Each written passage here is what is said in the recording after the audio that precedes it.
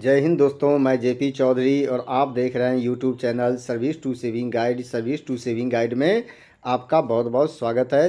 दोस्तों, जैसा कि आप जानते हैं कि जब किसी सरकारी कर्मचारी, खास करके केंद्रीय कर्मचारी की मृत्यु सेवा के दौरान हो जाती है, तो इस केस में उस मृतक कर्मचारी के परिवार ट्रैवलिंग अलाउंस के हकदार होते हैं, यानी कि यात्रा भत्ता के हकदार होते हैं। और यह यात्रा भत्ता उस मृतक कर्मचारी के परिवार को अपने चॉइस प्लेस पर सेटल होने और घरेलू सामान को ले जाने के लिए दिया जाता है, और साथ ही साथ एक लमसम अमाउंट भी दिया जाता है।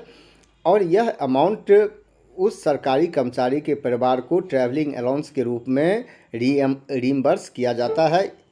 इससे पहले के वीडियो में मैंने आपको टीटीए यानी कि ट्रांसफ़र ट्रैवलिंग अलाउंस के बारे में बताया है और टीए ऑन रिटायरमेंट के बारे में बताया है। और इस वीडियो में मैं आपको बताने जा रहा हूं कि मृतक सरकारी कर्मचारी के परिवार को मिलने वाले यात्रा भत्ते यानी कि ट्रैवलिंग अलाउंस के तहत क्या क्या लाभ दिए जाते हैं।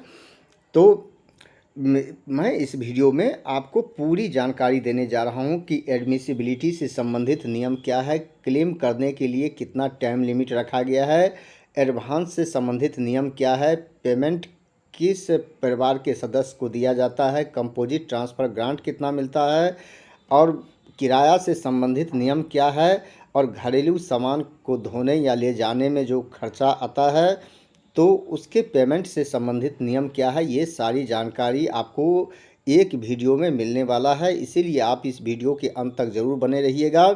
वीडियो को आगे बढ़ाने से पहले मेरा एक रिक्वेस्ट है कि अगर अभी तक आपने मेरे channel service to saving guide को सब्सक्राइब नहीं किया है तो जल्दी सब्सक्राइब करें, और वीडियो अच्छा लगे तो इसे ज़्यादा से ज़्यादा लाइक और शेयर ज़रूर करें। तो आइए देखते हैं कि इससे संबंधित नियम क्या है। तो दोस्तों, मृतक सरकारी कर्मचारी के परिवार को मिलने वाला यात्रा भत्ता SR 148 यानी कि सप्लीमेंट्री रूल 148 के तहत रेगुलेट होता है। और यह यात्रा भत्ता मृतक सरकारी कर्मचारी के परिवार कर्मचारी के मृत्यु होने के 1 वर्ष के अंदर क्लेम कर सकता है, यानी कि 1 वर्ष के अंदर यात्रा करना पड़ता है और चॉइस प्लेस पर सेटल होना पड़ता है। अगर उसके बाद यात्रा करते हैं, यानी कि 1 वर्ष के बाद यात्रा करते हैं या फिर सेटल करते हैं, तो टीए पेएबल नहीं होता है। और यह ट्रैवलिंग अलाउंस मृतक सरकारी कर्मचारी के परिवार को कर्मचारी के लास्ट प्लेस ऑफ पोस्टिंग से होम टाउन में सेटल होने के लिए या फिर किसी दूसरे जगह सेटल होने के लिए दिया जाता है। यहाँ पर बाध्यता नहीं है कि जो मृतक सरकारी कर्मचारी के परिवार है वो होम टाउन में ही सेटल करे, किसी और जगह सेटल कर सकता है और उसके लिए ट्रैवलिंग अलाउंस क्लेम कर सकता है।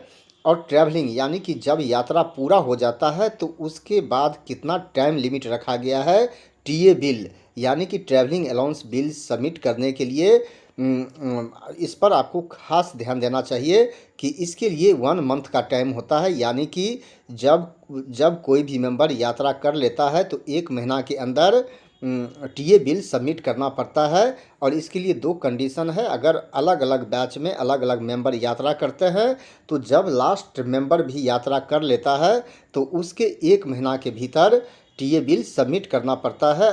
और लेकिन जो यात्रा है वो 1 वर्ष के अंदर में पूरा होना चाहिए, यानी कि कर्मचारी की मृत्यु होने के 1 वर्ष के भीतर यात्रा पूरा होना चाहिए, यानी कि कंप्लीट होना चाहिए, जैसा कि पहले भी आपको बताया है। और इसके लिए एडवांस का भी प्रोविज़न है, यानी कि इसके लिए 75% तक का एडवांस ले सकते हैं। लेकिन हर एक फैमिली मेंबर एडवांस नहीं ले सकता है। एक ही फैमिली मेंबर सारे फैमिली मेंबर के बिहाफ पर एडवांस ले सकता है। और इसके लिए एक सिक्योरिटी देना पड़ता है परमानेंट गवर्नमेंट एम्प्लॉई का, यानी कि एडवांस क्लेम अगर आप करते हैं, एडवांस लेते हैं, तो एक परमानेंट गवर्नमेंट एम्प्लॉई का सिक्योरिटी देना पड़ता है कि आप एडवांस सेटल करेंगे, और इसके लिए एक अंडरटेकिंग भी देना पड़ता है। और ये एडवांस जो है जब जर्नी पूरा हो जाता है, यानी कि जब यात्रा पूरा हो जाता है तो 1 महीना के अंदर एडवांस को सेटल करना पड़ता है। यानी कि जब लास्ट मेंबर भी यात्रा कर लेता है फैमिली का तो उसके 1 महीने के भीतर एडवांस सेटल करना पड़ता है। अगर 13 महीना के भीतर अगर यात्रा नहीं करते, यानी कि अकाउंट नहीं देते, तो ये अमाउंट रिफ़ंड करना पड़ता है। जैसा कि आप जानते हैं कि एक साल के अंदर यानी कि 1 ईयर के अंदर यात्रा करना पड़ता है और उसके बाद 1 महीने का टाइम होता है टीए बिल सबमिट करने के लिए। तो इसलिए मैक्सिमम टाइम है 13 मंथ। अगर तब तक नहीं करते हैं तो पूरा का पूरा अमाउंट रिफ़ंड करना पड़ता है।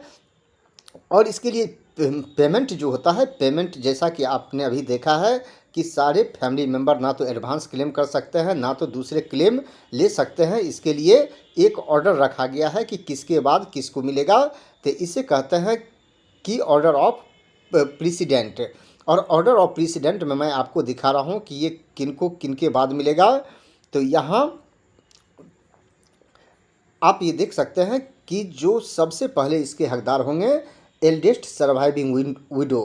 अगर गवर्नमेंट सर्वेंट यानी कि मेल है तो जो उनके जो सबसे, अगर एक से ज़्यादा विडो है तो सबसे बड़े जो सर्वाइविंग विडो है जो कि अभी जीवित है वो ले सकते हैं। अगर मृतक सरकारी कर्मचारी फीमेल है तो उसके हस्बैंड ले सकते हैं। अगर इन दोनों में से इनमें से कोई नहीं है तो उस सरकारी कर्मचारी की जो eldest surviving dependent major child है यानी कि जो बालिग हो चुका है उस सरकारी कर्मचारी पर निर्भर है तो वो क्लेम कर सकते हैं इसके लिए टीए। अगर इसमें अगर मान लीजिए कि ये माइनर है तो उसके इस केस में लीगल गार्जियन यानी कि जो लीगल गार्जियन होगा वो क्लेम कर सकते हैं। अगर लीगल गार्जियन नहीं है तो कोई और क्लेम कर सकता है जो कि डिपार्टमेंट के नज़र में उनको पेमेंट दिया जा सकता है। लेकिन इसके लिए उस आदमी को 2 श्योरिटी देना पड़ेगा यानी कि 2 आदमी की गारंटी देनी पड़ेगी कि अगर टीए बिल सबमिट नहीं करता है या फिर जो एडवांस लिया है वो सेटल नहीं करता है तो जो श्योरिटी है तो उसके बिहाफ पर वो पे करेगी। और इसके लिए कुछ और कंडीशन है कि सभी सरकारी कर्मचारी को टीए का प्रावधान नहीं है कि सभी सरकारी कर्मचारी टीए नहीं ले सकते हैं डेथ होने पर। और इसके लिए जैसा कि आप देखते हैं कि जो सरकारी कर्मचारी कॉन्ट्रैक्ट पर होते हैं या जो पार्ट टाइम होते हैं यानी कि होल टाइम गवर्नमेंट एम्प्लॉयमेंट में नहीं होते हैं तो वो इसके हकदार नहीं होते हैं। जिस सरकारी कर्मचारी को कंटिजेंसी से पे किया जाता है वो भी इसके हकदार नहीं होते हैं। और जो लीव प्रिपरेटरी टू रिटायरमेंट जो कि यानी कि एलपीआर पर होते हैं और तब डेथ हो जाती है वो भी हकदार नहीं होते हैं। रिटायर्ड गवर्नमेंट सर्वेंट अगर दोबारा फिर जॉब ज्वाइन करते हैं तो उस केस में अगर डेथ हो जाती है तो उनको भी उनके परिवार को भी टीए नहीं मिलता है। अगर कोई टेम्प्रेरी गवर्नमेंट सर्वेंट है जिसका सर्विस 3 वर्ष से कम का होता है यानी कि कॉन्टिन्यूस सर्विस 3 वर्ष से कम का हुआ हो तो वो भी इसके हकदार नहीं होती है। उनकी डेथ होती है तो उनके परिवार टीए क्लेम नहीं कर सकते हैं इस रूल के तहत। अब फैमिली में कौन कौन से मेंबर हैं जिसके लिए टीए क्लेम किया जा सकता है इसके बारे में भी आपको जानकारी होनी ही चाहिए। तो फर्स्ट जो कैटेगरी है इसमें है हस्बैंड एंड ओनली 1 वाइफ यानी कि फीमेल है तो हस्बैंड, अगर मेल है तो एक वाइफ जो कि सरकारी कर्मचारी के साथ रहता हो तो उसके लिए टीए क्लेम किया जा सकता है। लेकिन इसका डिपेंडेंट होना यानी कि उस सरकारी कर्मचारी पर आश्रित होना जरूरी नहीं है। लेकिन बाकी का केस आप देखेंगे जैसे कि लेजिटमेट चिल्ड्रेन है, स्टेप चिल्ड्रेन है, एडॉप्टेड चिल्ड्रेन है, वार्ड है या मेजर सन है, अनमैरिड डॉटर है, अविवाहित जो बेटियां हैं या फिर विडोड डॉटर्स हैं, ये इसके लिए भी टीए क्लेम कर सकते हैं। इसके लिए 2 शर्त है कि ये सरकारी कर्मचारी के साथ रहता हो और पूरी तरह उस पर आश्रित हो। लेकिन इनमें से किसी 2 बच्चे के लिए एज पर रूल क्लेम किया जा सकता है। और तीसरा देखते हैं अनमैरिड सिस्टर और विडोड सिस्टर, और इसके लिए भी यानी कि अविवाहित बहनें और विधवा बहनें के लिए भी टीए क्लेम किया जा सकता है। लेकिन ये तभी किया जा सकता है कि जब उस सरकारी कर्मचारी जो मृतक सरकारी कर्मचारी हैं उसके फादर यानी कि पिता खुद जीवित नहीं है या अगर जीवित हैं तो खुद सरकारी कर्मचारी पर आश्रित हैं। तो इस केस में उसके लिए भी क्लेम किया जा सकता है। लेकिन इस केस में सरकारी कर्मचारी के साथ होना जरूरी नहीं है। और 5th और 6th नंबर पर देख सकते हैं माइनर ब्रदर और पेरेंट्स यानी माइनर ब्रदर्स के लिए और माता पिता के लिए भी क्लेम कर सकते हैं। लेकिन स्टेप मदर के लिए कर सकते हैं, स्टेप फादर के लिए अलाउ नहीं है यानी कि स्टेप फादर के लिए नहीं कर सकते हैं। और इसके लिए भी कंडीशन क्या है कि ये मृतक सरकारी कर्मचारी के साथ रहता हो और और उस पर पूरी तरह आश्रित भी हो, लेकिन मेजर ब्रदर्स यानी कि जो भाई बालिग हो चुका है उसके लिए क्लेम नहीं किया जा सकता है, वो फैमिली में शामिल नहीं है। और आश्रित से संबंधित नियम क्या है, यानी कि डिपेंडेंसी कंडीशन है कि कोई भी परिवार के सदस्य आश्रित तभी कहलाएगा जब उसके जो प्रेजेंट इनकम है वो 9,000 और सरकारी रेट पर जो डीए होता है, अभी जो डीए का रेट है सरकार का, उसको जोड़ने के बाद जो अमाउंट होता है उससे ज़्यादा इनकम नहीं होना चाहिए। ये एक तरह का फैमिली पेंशन जो होता है और उस पर जो डीए मिलता है, मिनिमम फैमिली पेंशन, और उस पर जो डीए मिलता है वही अगर उससे ज़्यादा का इनकम होता है तो डिपेंडेंट नहीं माना जाता है, अगर उससे कम का होता है तो उसे आश्रित माना जाता है। अब एंटाइटलमेंट की बात कर लेता हूँ। कंपोजिट ट्रांसफ़र ग्रांट ये एक लमसम अमाउंट होता है जो खर्चे के लिए दिया जाता है, और इसके लिए दो तरह के रूल है कि अगर सरकारी कर्मचारी के जो मृतक सरकारी कर्मचारी हैं उसके परिवार के सदस्य जो सरकारी कर्मचारी के लास्ट प्लेस ऑफ पोस्टिंग होती है अगर वहाँ से 20 किलोमीटर दूर कहीं सेटल होते हैं तो इस केस में उस मृतक सरकारी कर्मचारी की जो लास्ट बेसिक थी उसका 80% कंपोजिट ट्रांसफ़र ग्रांट के रूप में दिया जाता है।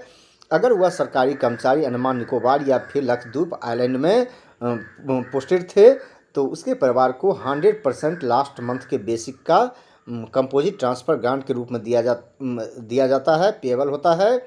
और दूसरा केस है कि जो मृतक सरकारी कर्मचारी हैं उसके परिवार के सदस्य जो लास्ट प्लेस ऑफ पोस्टिंग थी उस सरकारी कर्मचारी के वहाँ से 20 किलोमीटर के अंदर यानी कि भीतर सेटल होते हैं या उसी प्लेस पर सेटल होते हैं, तो इस केस में जो मृतक सरकारी कर्मचारी हैं उसके परिवार को 80% 100% नहीं बल्कि 80% या 100% का 1/3 अमाउंट कंपोजिट ट्रांसफ़र ग्रांट के रूप में दिया जाता है। लेकिन दोनों केस में कंडीशन क्या है कि रेजिडेंस का चेंज होना ज़रूरी है, यानी कि सरकारी कर्मचारी की डेथ होने के कारण उसके फैमिली मेम्बर को आवास चेंज करना पड़ा। अगर आवास चेंज नहीं होता है तो कंपोजिट ट्रांसफ़र ग्रांट का प्रोविज़न नहीं है, ये पेएबल नहीं होता। ये तभी पे होता है जब आवास चेंज करना पड़ता है उसके कारण। और दूसरा जो है so actual fair for journey है।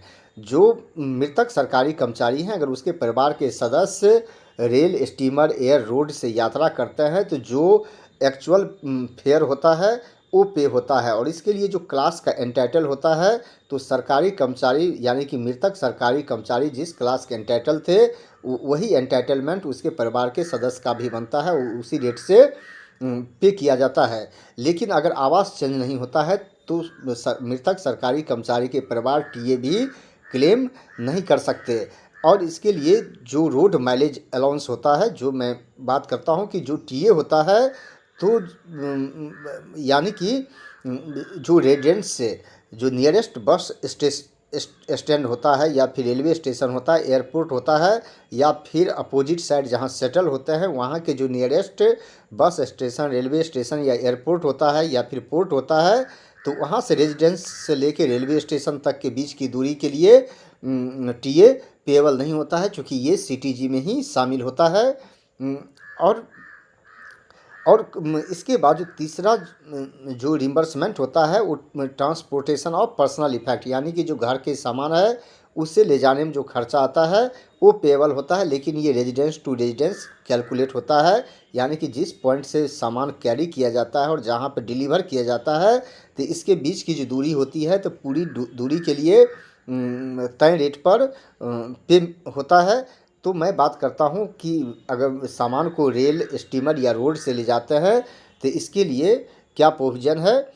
तो बाय ट्रेन, स्टीमर या रोड इससे ले जाने के लिए जो पे लेवल 6 या उससे ऊपर के मृतक कर्मचारी होते हैं तो उसके परिवार 6,000 किलो गुड्स ट्रेन से ले जा सकते हैं, और गुड्स ट्रेन का जो फेयर होता है उस रेट पर पेएबल होगा, या फिर 4 व्हीलर वैगन से या डबल कंटेनर से ले जा सकते हैं। अगर बाय रोड ले जाते हैं इसे तो 50 पर केएम के हिसाब से पेएबल होता है। और जो कर्मचारी लेवल 5 में होते हैं तो 3,000 केजी ले जाने के एंटाइटल होते हैं ट्रेन से या वैगन से या डबल कंटेनर से, और उसके लिए रेट होता है 25 पर केएम।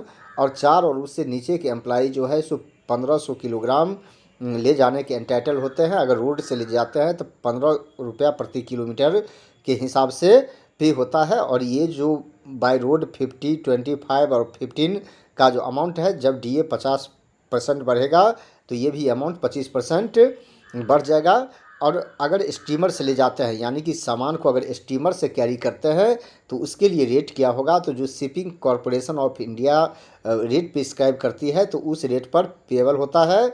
और चौथा है cost of transportation of conveyance, यानी कि आपके पास कोई कार है, साइकिल है, मोटरसाइकिल है, तो उसे ले जाने में जो खर्चा होता है वो भी पे करती है।